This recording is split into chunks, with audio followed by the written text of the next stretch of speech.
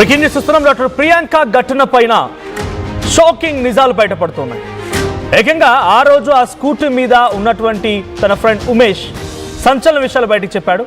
ఆ రోజు ప్రియాంకతో బైక్ పై ఉంది నేనే అని సాయి ఉమేష్ కన్ఫర్మ్ చేశాడు. ఆర్టీవీతో మాట్లాడుకొచ్చాడు. ఒక్కసారి కాదు 3 సార్లు ఢీకొట్టారు. 3వసారికి కింద పడిపోయాం. ప్రియాంక తలపై నుంచి కారు వెళ్ళింది. ప్రియాంక రక్తం మడుగులో పడి అక్కడ ఇబ్బంది పడింది, రక్తపు మడుగులో పడి ఉంది. సో మాల్ సిబ్బంది ఎవరూ కూడా సహకరించలేదు. మాల్లో నుంచి ఓ కార్ అప్పుడే బయటకు వచ్చింది. ఆ కారులోనే వ్యక్తి నాకు హెల్ప్ చేశాడు. అతని కారులోనే ప్రియాంకను హాస్పిటల్కి తీసుకెళ్ళాం. హంతకులను కఠినంగా శిక్షించాలి అని సాయి ఉమేష్ అంటున్నారు. ఇక ప్రియాంక లేదనే బాధను జీర్ణించుకోలేకపోతున్నాను అంటున్నాడు సాయి ఉమేష్. ఆయనకు కూడా చాలా తీవ్రంగా గాయాలయ్యాయి. ఆ గెంతుతున్నటువంటి ఆ విజువల్స్ మనం చూస్తున్నాం. కాలు సరిగ్గా నడవనివ్వడం లేదు, కొంత గెంతుతూ ఉన్నాడు. సో ప్రియాంక లేదు అనేటువంటి బాధని జీర్ణించుకోలేకపోతున్నానంటూ ఎమోషనల్ అయ్యాడు సాయి ఉమేష్. సో ఆర్టీవీతో మాట్లాడుకొచ్చారు. ఇంకా సంచలన విషయాలు బయటికి చెప్పాడు. ఒకసారి సాయి ఉమేష్ ఏం మాట్లాడారో చూద్దాం. ఏదైతే 3వ తారీఖు రాజమండ్రిలో జరిగిన ప్రియాంక యాక్సిడెంట్కి సంబంధించిన వివరాలు ఆ రోజు మనం వీడియోలో చాలా వరకు చూస్తున్నాం. ప్రియాంక వెనక సీట్లో కూర్చుంటే ముందు సీట్లో మరో తన స్నేహితుడు బండి డ్రైవ్ చేస్తున్న నేపథ్యం చూసాం. ఆ మిత్రుడు ఎవరో కాదు, మెడికోకి సాయి ఉమేష్ ప్రస్తుతం మనతో ఉన్నారు. సాయి ఉమేష్ ఏం మాట్లాడతారు, అసలు ఆ రోజు జరిగిన సంఘటన ఏంటి, ఎలా జరిగింది, వాళ్ళిద్దరూ వీళ్ళతో ఎలా బిహేవ్ చేశారు అనే అంశం మీద సాయి ఉమేష్తో మాట్లాడే ప్రయత్నం అయితే చేస్తాం. సాయి ఉమేష్ గారు, అసలు 3వ తారీఖు రాత్రి జరిగిన సంఘటన అసలు ఏం జరిగింది మొదటి నుంచి?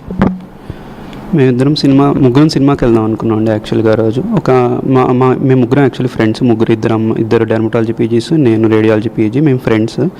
అయితే ఒక అమ్మాయి రాకూడదు అనుకునింది. మేము ఇద్దరం వెళ్దాం అనుకున్నాము. 6:15 ఆ టైంలో కాలేజ్ నుంచి స్టార్ట్ అయ్యి స్కూటీలో వెళ్ళామండి. సినిమాకి వెళ్ళాము. సినిమా అయిపోయి 9:30 ఆ టైం అనుకుంటా ఎగ్జిట్ అవుతున్నాము. ఎగ్జిట్ అవుతున్నప్పుడు మా ముందు ఒక కార్ ఉంది, తార్ కార్ అనుకుంటా. ఆ తార్ కార్ వెళ్తున్న టైంలోనే గేట్ క్లోజ్ చేద్దామని సెక్యూరిటీ సిబ్బంది గేట్ క్లోజ్ చేశారు. తార్ కార్ వెళ్ళిపోయింది. మమ్మల్ని కూడా వెళ్ళనిస్తారు అనుకున్నాము. మేము ఆగి ఉండి చిన్నగా వెళ్తున్నాము. గేట్ మళ్ళీ క్లోజ్ చేశారు. ఎందుకు గేట్ క్లోజ్ చేస్తున్నారో మాకు ఐడియా లేదు. సడన్గా వెనకాల నుంచి ఒక కారు వచ్చి ఫస్ట్ డాష్ ఇచ్చింది.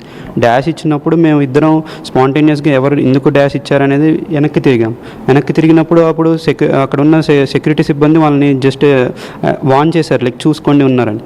అయినా కానీ మేము బయటికి వెళ్ళలేని సిచ్యువేషన్. ఎందుకంటే మా ముందు ఒక సెక్యూరిటీ సిబ్బంది నుంచుని ఉన్నాడు టైర్ ముందు నుంచుని ఉన్నాడు. లెఫ్ట్ ఏమో గేట్ క్లోజ్ చేసింది. అతను మళ్ళీ ఇంకో డాష్ ఇచ్చాడు. డాష్ ఇచ్చి నేను వెనక్కి తిరిగే లోపల మళ్ళీ ఇంకొకసారి గుద్ది మా మీద నుంచి ఎక్కించేసి వెళ్ళిపోయారు. అంటే మొత్తం 3 సార్లు జరిగింది. 3 సార్లు డాష్ ఇచ్చే ప్రయత్నం 3 సార్లు జరిగింది. ఫస్ట్ టైం జరిగినప్పుడు మేము వెనక్కి తిరిగాము. మూడోసారి అసలు గ్యాప్ లేదు. రెస్పాన్స్ ఇచ్చే టైం లేదండి మాకు. 3వసారి సంఘటన జరగంగానే ఇద్దరు కింద పడిపోయారా, లేకపోతే తనే కింద పడి? ఇద్దరం కింద పడిపోయాము. నేను ఒకవైపు కింద పడిపోయాను. నేను లెగిసి చూసేసరికి తను కింద పడిపోయి ఉంది. నేను వెంటనే లెగిసి వెళ్ళి పల్స్ చూసి మొత్తం బ్లీడ్ అవుతూ ఉంది. హెల్ప్ అని అంబులెన్స్కి వేరే వాళ్ళు చుట్టూ ఉన్న వాళ్ళు కాల్ చేశారు. అయినా కానీ ఇంకా ఏమీ రావట్లేదు. వెంటనే కనీసం ఎక్కడైనా కార్ ఆపండి అన్నప్పుడు మాల్ నుంచి ఒక వ్యక్తి కార్ ఆపారు. కార్ ఆపినప్పుడు లిఫ్ట్ చేయడానికి హెల్ప్ చేయండి, కొంచెం నాకు కూడా కాలు కొంచెం దెబ్బతాయి, హెల్ప్ చేయండి అన్నప్పుడు ఒక వ్యక్తి హెల్ప్ చేయగానే హెల్ప్ తీసుకొని మనం స్వతంత్ర హాస్పిటల్కి తీసుకొచ్చాము. అందరికీ కాల్ చేసాము, అందరూ వచ్చారు. వెంటనే పోలీసులు వాళ్ళు కూడా వచ్చారు స్వతంత్ర హాస్పిటల్కి. ఇంకా అది జరిగింది. వాళ్ళకి మాకు అసలు అంటే నేను అడిగేది ఏంటంటే, ఇన్సైడ్ మీ కింద మొదటి నుంచే పార్కింగ్ దగ్గర నుంచే మీకు వాళ్ళకి ఏదో ఘర్షణ జరిగిందని, ఆ ఘర్షణలో కొంత అక్కడే కొంత చిట్చాట్ జరిగింది, మీ మధ్య వాదనలు జరిగాయని వస్తున్న వార్తలు ఏంటి? అదంతా రూమర్స్ అండి. వాళ్ళ ఫేస్ కూడా నాకు తెలియదు, ప్రియాంకకు కూడా తెలీదు.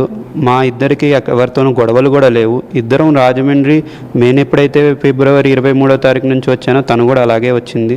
ఇద్దరికి ఇక్కడ ఎవరితో గొడవలు లేవు. వాళ్ళని కూడా చూసింది లేదు. మొదట మేము చూసింది, వెనక్కి తిరిగినప్పుడు చూసింది కూడా ఆ క్షణమే, అప్పుడే చూసాం. కానీ వాళ్ళు ఏ మూడ్లో ఉన్నారు? ర్యాష్గా ఉన్నారా, లేకపోతే అప్పుడు మీరు అబ్జర్వ్ చేసిన కండిషన్ ఏంటి వాళ్ళది? ఆ టైంలో ఫస్ట్ డాష్ ఇచ్చిన తర్వాత వెనక్కి తిరిగినప్పుడు అవన్నీ గమనించలేదండి మేము. తర్వాత వాళ్ళు గుద్దుకుంటూ వెళ్ళిపోయారు. ఇంకా నాకు మేము వెళ్ళి వచ్చేసరికి హాస్పిటల్లో ఉన్నాం, మాకు అంత ఐడియా లేదు. అక్కడ హాస్పిటల్ తీసుకెళ్ళాక అక్కడంతా మీకు రికార్డెడ్ ఉంటుంది, అక్కడంతా హాస్పిటల్లో అందరూ ట్రీట్మెంట్ చేయగలిగింది మొత్తం అంతా చేశారు మాకు. ట్రీట్మెంట్ గురించి కాదు, అసలు జరిగిన ఇన్సిడెంట్లో వీళ్ళు ఉద్దేశపూర్వకంగా చేసిందా, లేకపోతే వాళ్ళు అక్కడి నుంచి తప్పించుకునే దానికోసం మాల్లో జరిగిన ఘర్షణని తప్పించుకునే దానికోసం బయటికి వచ్చారు? ఆ గేటు డోర్స్ వేయడం వల్ల జరిగిన పొరపాట మీకు ఎదురుగా, లేదనుకుంటే ఆ గేట్స్ ఎవరినో ఆపాలని ఒక ప్రయత్నం అయితే సెక్యూరిటీ చేసింది కదా అక్కడ? ఎవరినో ఆపాలనే ప్రయత్నం అయితే చేశారనేది అర్థమవుతుంది తర్వాత నేను వీడియో చూస్తుంటే. నేను గమనించింది ఏంటంటే అప్పుడు నేను గేట్ ఆపారు, మేము ఎవరైనా సెక్యూరిటీ వాళ్ళు ఆపినప్పుడు ఆబ్వియస్గా మేము ఆగినప్పుడు వెనకాల కారు వాళ్ళు కూడా ఆపాలి. కానీ వాళ్ళు ఒకసారి గుద్దారు, సరే పొరపాటును గుద్దారని ఫస్ట్ టైం అనుకున్నా, కానీ రెండోసారి మూడోసారి మరి ఎలా గుద్దారనేది నాకు తెలియదు. అంటే వాళ్ళు వాళ్ళ మన కండిషన్ ఏంటి, వాళ్ళు ఎలా, అవన్నీ మాకు ఐడియా లేదు. కానీ మేము మా ఫ్రెండ్ అలా పడిపోయి తన గురించి చూసుకుంటూ ఉంటాం. అది పోలీసులు వాళ్ళు అసలు అనుకోని సంఘటన ఇది. నిజంగానే కనీసం వాళ్ళు ఆగి మీకు హెల్ప్ చేసే ప్రయత్నం ఏమైనా చేశారా? వాళ్ళిద్దరూ దుష్యంత్ కావచ్చు, లేకపోతే జోసఫ్ కావచ్చు. లేదండి, అక్కడ ఏ కారు లేదు, గుద్దేసిన కారు వెళ్ళిపోయింది. నేను అది కూడా గమనించాను, చుట్టూ జనాలు తప్పితే అక్కడ ఎవరు లేరు. అప్పుడు అసలు హాస్పిటల్కి తీసుకుపోవడానికి ఇంకా మీరే ట్రై చేశారు? నేనే ట్రై చేశాను. అప్పటికి మీకు గాయాలై ఉన్నాయి. తర్వాత కారు ఎవరో మాల్ నుంచి వస్తున్న ఒక వ్యక్తి కారు ఆపి భయ్యా నేను తీసుకెళ్తానన్నప్పుడు ఇంకొక వ్యక్తి వచ్చి హెల్ప్ చేశారండి. ఇద్దరు వచ్చారు మాతో పాటే స్వతంత్ర హాస్పిటల్కి వచ్చారు. కారున్న వ్యక్తి తర్వాత కొంచెంసేపు ఆగి వెళ్ళిపోయారు, బట్ హెల్ప్ చేసిన అతను వచ్చాడు, నెక్స్ట్ రోజు కూడా వచ్చాడండి. అయితే మీరు పల్స్ చూశారు కదా వెంటనే ఆ పాపకి, అప్పుడు ఆ పాప కండిషన్ ఎలా ఉంది? ప్రియాంక కండిషన్ ఎలా ఉంది? పల్స్ ఉందండి, కాకపోతే బ్లీడింగ్ అవుతా ఉంది, నోట్లోంచి బాగా బ్లీడింగ్ అవుతుంది. మేము ఇంకా అక్కడ చేసే సిచ్యువేషన్ లేదు. వెంటనే హాస్పిటల్ తీసుకెళ్ళాలనేది ఒక్కటే ఉంది. లేటరల్ పొజిషన్లో పెట్టాను, మళ్ళీ కార్లో కూడా అలాగే తీసుకెళ్ళాము. ఇంకా హాస్పిటల్ తీసుకెళ్ళేసరికి ఇంకా ట్రీట్మెంట్ స్టార్ట్ చేశారు. కానీ ఓవరాల్ ఆ తర్వాత జరిగిన సంఘటన తర్వాత మీరు పోలీసులకి ఏమైనా జరిగిన ఇష్యూస్ని చెప్పే ప్రయత్నం చేశారా? అక్కడ జరిగిన తర్వాత పోలీసులు మీతో మాట్లాడే ప్రయత్నం? పోలీసులు వెంటనే వచ్చారండి, కానీ పోలీసులు వెంటనే మా అక్కడ ట్రీట్మెంట్ జరుగుతుంది కాబట్టి మాకు పోలీసులు అక్కడే ఉన్నారు, పక్కన డాక్టర్లతో వెంటనే సమాచారం అన్నీ తీసుకుంటూ ఉన్నారు. ఎప్పుడైతే మొత్తం స్టేబిలైజ్ అయిందో అంతా స్కానింగ్లు అన్నీ జరిగాక పోలీసులు రాత్రి స్టేట్మెంట్స్ తీసుకున్నారండి. మా దగ్గర స్టేట్మెంట్ తీసుకుని జరిగింది ఏంటి అన్నీ రాసుకున్నారు. తర్వాత నేను అడిగాను, ఇట్లా సీసీటీవీ అంతా ఉంటుందండి, ఒకసారి మీరు చూడండి అన్న. వాళ్ళు ఆల్రెడీ చెప్పారు, అప్పుడు మేము ఆల్రెడీ సీసీటీవీ చూసాము, ఐడెంటిఫై చేసాము, మీ స్టేట్మెంట్ ఇవ్వండి, తీసుకుంటాము అన్నారు. నేను స్టేట్మెంట్ ఇచ్చాను. నెక్స్ట్ రోజు మాకు డిఎస్పీ గారు వచ్చారు, మా చైర్మన్ సార్ ఉన్నారు, అందరూ ఉన్నారు, ఎస్ఐ సిఐ అందరూ ఉన్నారు. అందరికీ మళ్ళీ స్టేట్మెంట్స్ ఇచ్చాము.